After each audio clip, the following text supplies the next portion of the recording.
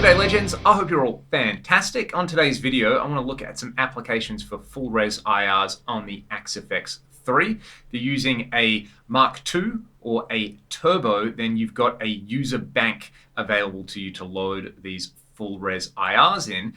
And there's a whole bunch of fun stuff you can use them for. You can use them for room IRs, you can use them for reverb IRs, and you can use them for some pretty weird IRs. I've linked some weird IRs in the video description you can download and try for yourself. But first, I've got the Vibrato Verb AB. This is a Fender Buddy Guy Strat, gold lace sensor in the neck position. I'm using my go-to clean and low gain IR, this EV IR. This is actually my Gift of Tone Clean Amps preset on here. I've just changed the reverb to Recording Studio C. Give you a quick little sample of that.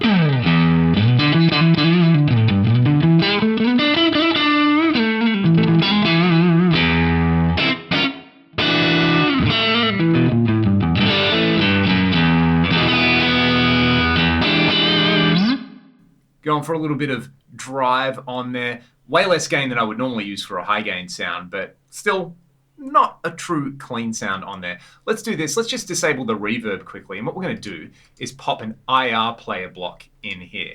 Now you can see in the IR player block, you have two IR slots available to you. You've actually got the ability to run them in parallel or series, high and low cut, basically a slimmed down cab block in here. So what I'm going to do is navigate to the user 3 bank on here, and I'm going to select slot 1 and I'm going to pick slot 2 over here. I'm going to pan them hard left and hard right.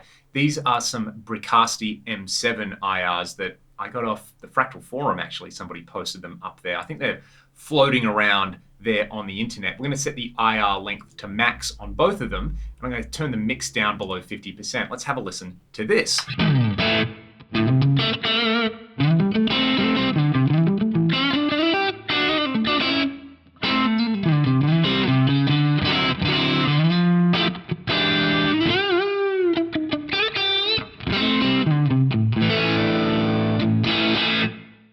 So it's a reverb IR, it's a stereo pair, pan hard left, hard right, and it sounds like a reverb, quite a nice reverb as well. One thing with these full res IRs is they do chew up a lot of CPU. You know, if I bypass this or actually remove it, you can see the CPU goes down by about 20%, and I'm on an Axe-FX 3 Turbo as well. So this is a very labor intensive way to get these, but there's a particular hardware reverb processor you like, and you kind of like the, say, shorter reverbs on there. I think full res IRs are about 1.3 seconds. So, you know, you can't get a massive 20-second reverb IR in there. But one thing I did was I shot an IR of the inverse room on my Lexicon PCM70, which sounds pretty cool. I just used like a little click to do this.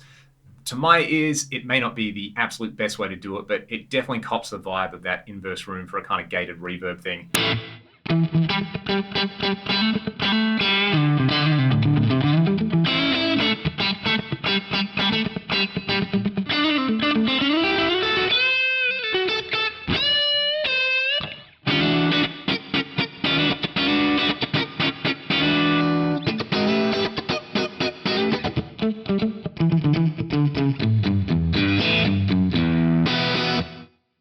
Now, I would probably go with slightly lower mix with that particular reverb IR. Let's just have a listen to that. It's got that thing where there's like a lot of energy up front and then it gets truncated very quickly, which is exactly what the inverse room does on the real unit.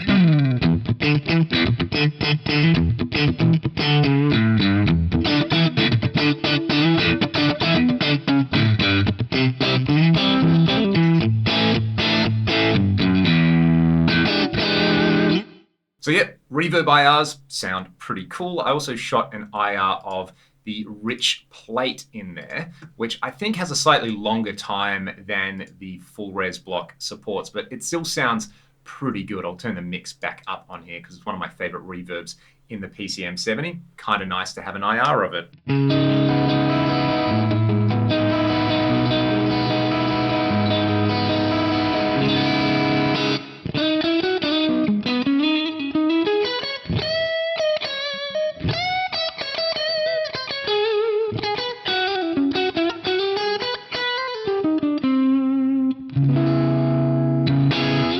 real fun begins with those weird IRs that I posted a link to in the video description. Let's start with a few select ones. I've got this one called Falling. I've got the left and right IRs in there. Again, panned hard left and hard right. I'll bring the mix up just a little bit on these. So the idea is you just record a sound and you place it into these blocks in here. It might be something like somebody coughing, or it might be the sound of a hummingbird, or it might be the sound of your guitar falling off its stand. Kind of anything can work as an IR. Not in the same way like a cabinet IR is going to replicate the frequency response of a guitar speaker, but these weird IRs, as you can guess, they kind of sound pretty weird and not what you expect. Check this out.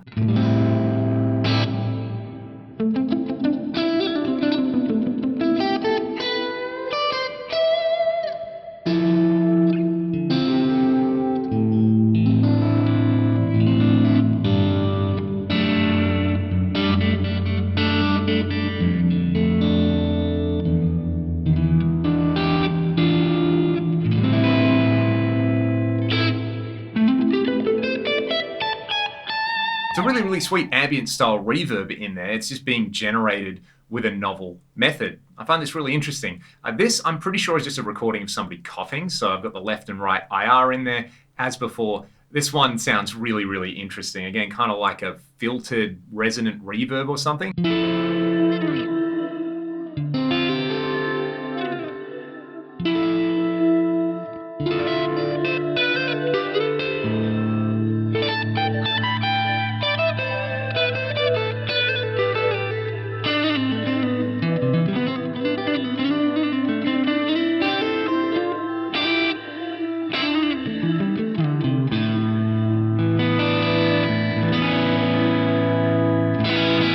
Now, I really like the character of that. Of course, we're kind of limited by the length of the IR in there. So what I'm going to do is run that IR play. I'm going to turn the mix to 100%. Bypass mode is going to go to mute over here. I'm going to run it into the Aurora delay type in the multi-tap delay. And I'm going to turn the mix up. So this delay is going to take that weird IR and it's just kind of going to smear it out. So I've got a much sort of longer version of what I had before. I really like the way this sounds, and I'm going to engage reverb in here. Let's go with something from my blocks library, which you can visit my Discord or the forum to grab these. Let's go with this one here that I've just called Lush Hall. So I've got a standard reverb from the reverb block, and then I've got this recording of someone coughing as an IR into a multi-tap delay. We'll hear the delayed cough IR, and then I'll bring in the reverb.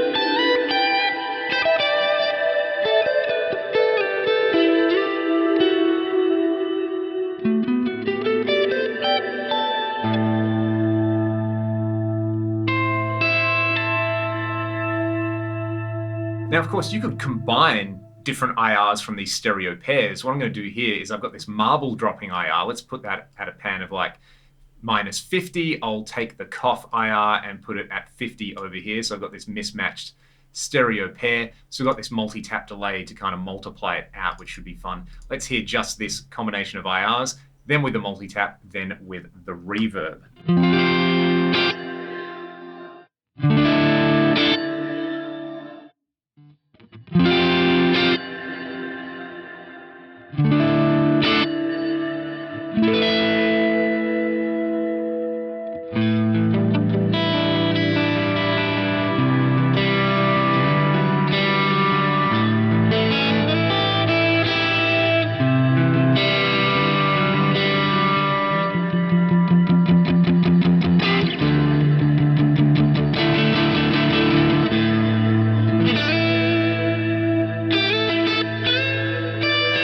One last example, I'm going to go back to those Bricasti IRs that I had at the start. Same kind of setup in the cab block over here. What I'm going to do though is use them for some room ambience and run them into a pitch block set to some detune, just for some extra grease. So we'll hear it bypass, then I'll kick in those same two IRs, then I'll kick in the pitch block.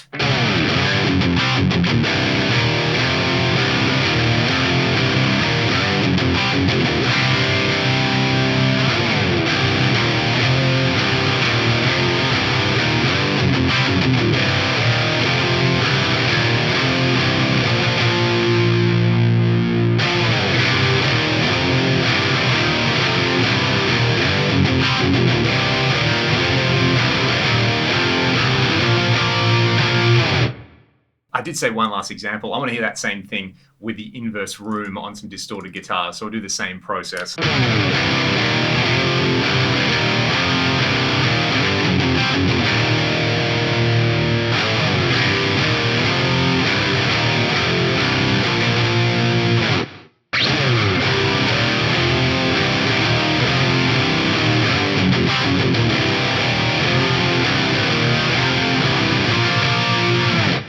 It's pretty fun. It's a nice way to get some creative uses out of this feature that's available in the Axe-Fx 3 Mark II and in the Turbo. You can actually load these IRs into the scratch pad on a Mark I, but there's not enough memory to store them. It's also not available on the FM9 and the FM3. I think for most vanilla reverb things, it's way easier and you've got way more control to use an actual reverb block in there. Even on the economy settings, I think you'll probably get better results than kind of chasing IRs. But if there's a particular hardware unit you've got IRs of, and you've got a Mark II or a Turbo, then this is really fun. And those weird IRs that I've linked in the video description can be some serious fun as well.